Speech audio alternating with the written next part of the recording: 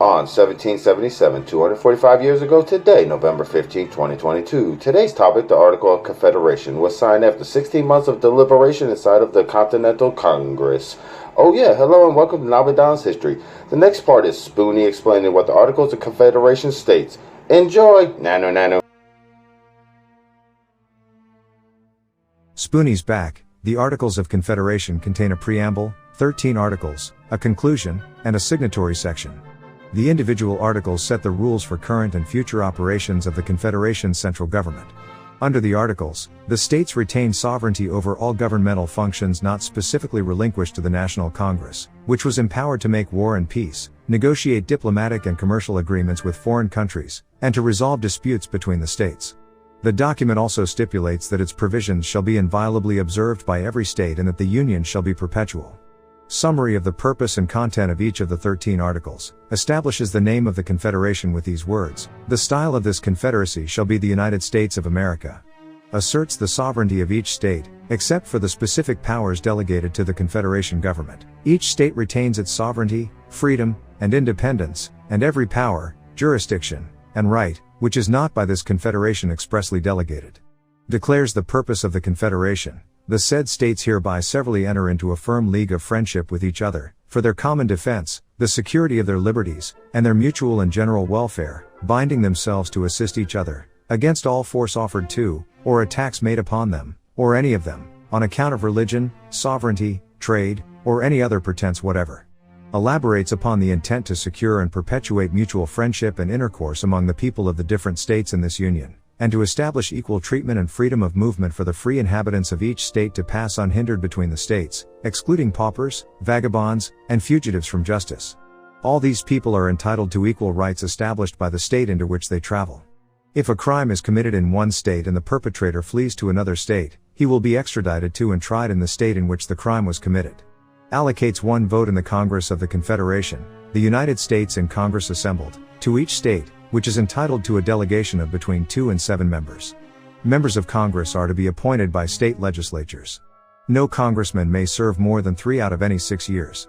Only the central government may declare war, or conduct foreign political or commercial relations. No state or official may accept foreign gifts or titles, and granting any title of nobility is forbidden to all. No states may form any subnational groups.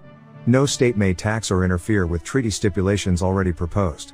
No state may wage war without permission of Congress, unless invaded or under imminent attack on the frontier. No state may maintain a peacetime standing army or navy, unless infested by pirates, but every state is required to keep ready a well-trained, disciplined, and equipped militia.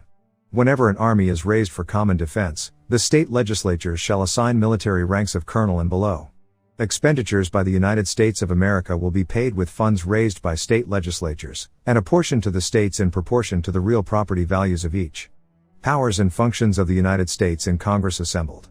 Grants to the United States in Congress assembled the sole and exclusive right and power to determine peace and war, to exchange ambassadors, to enter into treaties and alliances, with some provisos, to establish rules for deciding all cases of captures or prizes on land or water, to grant letters of marque and reprisal, documents authorizing privateers, in times of peace, to appoint courts for the trial of pirates and crimes committed on the high seas, to establish courts for appeals in all cases of captures, but no member of Congress may be appointed a judge, to set weights and measures, including coins, and for Congress to serve as a final court for disputes between states.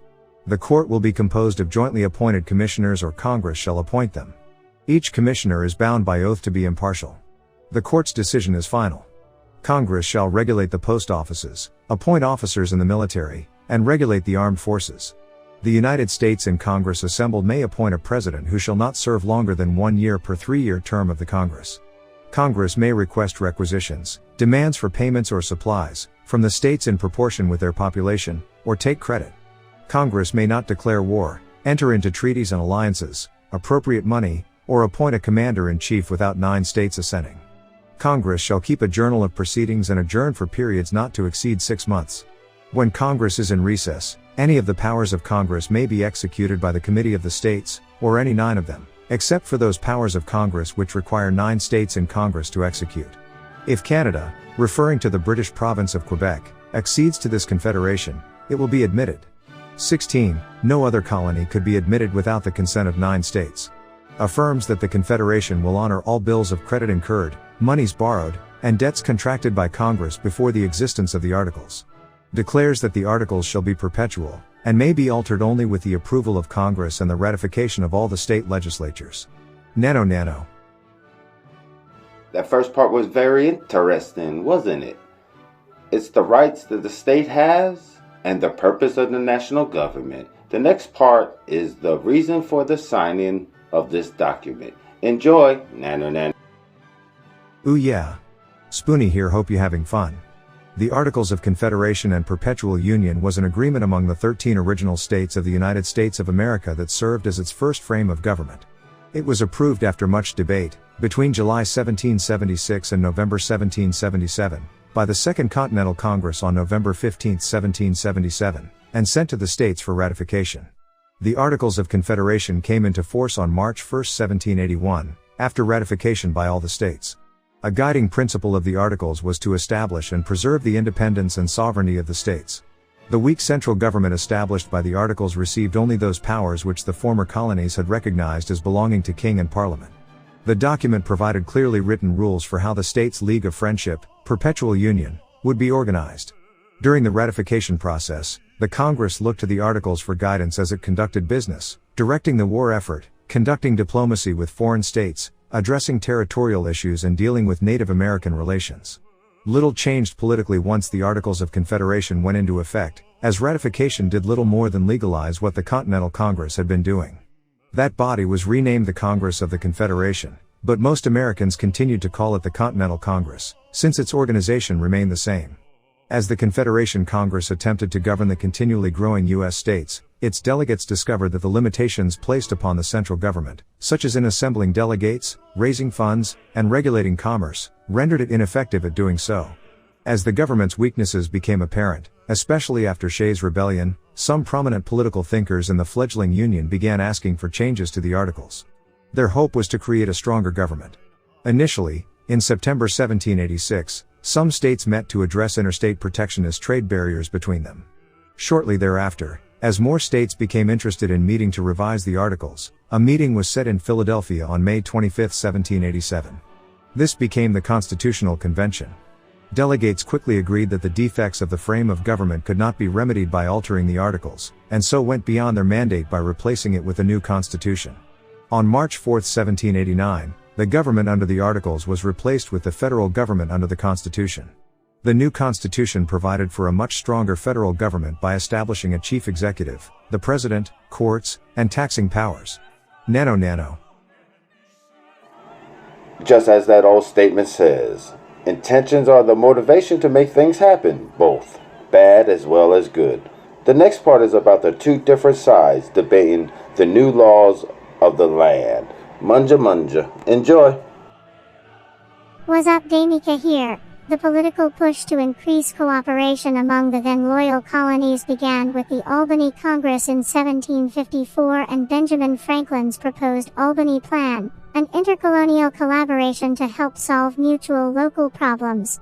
Over the next 2 decades, some of the basic concepts it addressed would strengthen, others would weaken, especially in the degree of loyalty, or lack thereof, owed to the Crown. Civil disobedience resulted in coercive and quelling measures, such as the passage of what the colonials referred to as the Intolerable Acts in the British Parliament, and armed skirmishes which resulted in dissidents being proclaimed rebels. These actions eroded the number of Crown loyalists, Tories, among the colonials and, together with the highly effective propaganda campaign of the Patriot leaders, caused an increasing number of colonists to begin agitating for independence from the mother country. In 1775, with events outpacing communications, the Second Continental Congress began acting as the provisional government for the United Colonies. It was an era of constitution writing. Most states were busy at the task, and leaders felt the new nation must have a written constitution, a rulebook for how the new nation should function. During the war, Congress exercised an unprecedented level of political, diplomatic, military, and economic authority. It adopted trade restrictions, established and maintained an army, issued fiat money, created a military code, and negotiated with foreign governments. To transform themselves from outlaws into a legitimate nation, the colonists needed international recognition for their cause and foreign allies to support it. In early 1776, Thomas Paine argued in the closing pages of the first edition of Common Sense that the custom of nations demanded a formal declaration of American independence if any European power were to mediate a peace between the Americans and Great Britain. The monarchies of France and Spain, in particular, could not be expected to aid those they considered rebels against another legitimate monarch. Foreign courts needed to have American grievances laid before them persuasively in a manifesto which could also reassure them that the Americans would be reliable trading partners. Without such a declaration, Paine concluded, the custom of all courts is against us, and will be so, until, by an independence, we take rank with other nations. Beyond improving their existing association, the records of the Second Continental Congress show that the need for a Declaration of Independence was intimately linked with the demands of international relations. On June 7, 1776, Richard Henry Lee introduced a resolution before the Continental Congress declaring the colonies independent. At the same time, he also urged Congress to resolve to take the most effectual measures for forming foreign alliances and to prepare a plan of confederation for the newly independent states. Congress then created 3 overlapping committees to draft the Declaration, a model treaty, and the Articles of Confederation. The Declaration announced the states' entry into the international system. The model treaty was designed to establish amity and commerce with other states, and the Articles of Confederation, which established a firm league among the 13 free and independent states, constituted an international agreement to set up central institutions for the conduct of vital domestic and foreign affairs. Now you heard from one side, and we're going to hear from the next side next. But one of the reasons I picked this topic is they did not try to do everything in war at first. They tried to come peacefully. Ended up in war, but we have to learn how we have to come together peacefully. Now enjoy the next side. Nanu nanu. Don't forget to subscribe. The Albany Plan of Union was a rejected plan to create a unified government for the 13 colonies at the Albany Congress on July 10, 1754 in Albany, New York. The plan was suggested by Benjamin Franklin, then a senior leader, age 48, and a delegate from Pennsylvania. Franklin spent much time among the Iroquois observing their deliberations and pleaded with the colonial leaders to consider the plan. More than 20 representatives of several northern Atlantic colonies had gathered to plan their defense related to the French and Indian War, 1754 to 1763, the front in North America of the 7 Years' War between Great Britain and France, spurred on by George Washington's recent defeat in the Ohio Valley. The plan represented one of multiple early attempts to form a union of the colonies under one government as far as might be necessary for defense and other general important purposes. The plan was rejected, but it was a forerunner for the Articles of Confederation and the United States Constitution. Nano Nano. I hope you're enjoying what you're listening to and watching. The next part is what came out of these meetings. Enjoy. Don't forget to subscribe. Nanu nanu. Welcome back. The Albany Convention of 1754 was a meeting of representatives sent by the legislatures of 7 of the 17 British colonies in British America: Connecticut, Maryland, Massachusetts, New Hampshire, New York, Pennsylvania, and Rhode Island. Those not in attendance included Newfoundland, Nova Scotia, New Jersey, Virginia, Georgia, North Carolina, and South Carolina. Representatives met daily at the City Hall, Dutch, Stadhuis, in Albany, New York, from June 19 to July 11, 1754, to discuss better relations with the Native American tribes and common defensive measures against the French threat from Canada in the opening stage of the French and Indian War, the North American front of the 7 Years' War between Great Britain and France. Delegates did not have the goal of creating an American nation. Rather, they were colonists with the more limited mission of pursuing a treaty with the Mohawks and other major Iroquois tribes. 1. This was the first time that American colonists had met together, and it provided a model that came into use in setting up the Stamp Act Congress in 1765, as well as the First Continental Congress in 1774, which were preludes to the American Revolution. Nano Nano. Welcome back. The next part are the people who actually wrote the articles. Why and who was appointed. Enjoy. Nano nano. Chilo, on June 12, 1776, a day after appointing the Committee of Five to prepare a draft of the Declaration of Independence, the Second Continental Congress resolved to appoint a committee of 13 with one representative from each colony to prepare a draft of a constitution for a union of the states.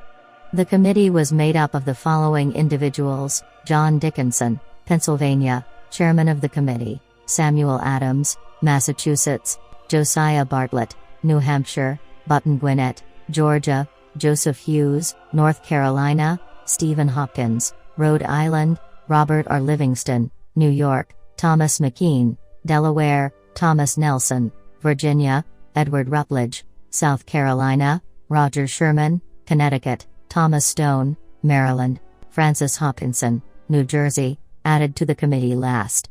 The committee met frequently, and Chairman John Dickinson presented their results to the Congress on July 12, 1776. Afterward, there were long debates on such issues as state sovereignty, the exact powers to be given to Congress, whether to have a judiciary, Western land claims, and voting procedures. To further complicate work on the Constitution, Congress was forced to leave Philadelphia twice, for Baltimore, Maryland, in the winter of 1776, and later for Lancaster then York, Pennsylvania, in the fall of 1777, to evade advancing British troops. Even so, the committee continued with its work. The final draft of the Articles of Confederation and Perpetual Union was completed on November 15, 1777. Consensus was achieved by including language guaranteeing that each state retained its sovereignty, leaving the matter of Western land claims in the hands of the individual states, including language stating that votes in Congress would be en bloc by state, and establishing a unicameral legislature with limited and clearly delineated powers. Nano. Welcome back. Time to wrap this up. The reason I picked this topic today, over the past 10 years, I've had a lot of interesting conversations with younger people in the younger generation. However, they do not understand the power our forefathers gave us as U.S. citizens. That's been Nobly, with your Nobly's moment in history. Nanu, and Godspeed.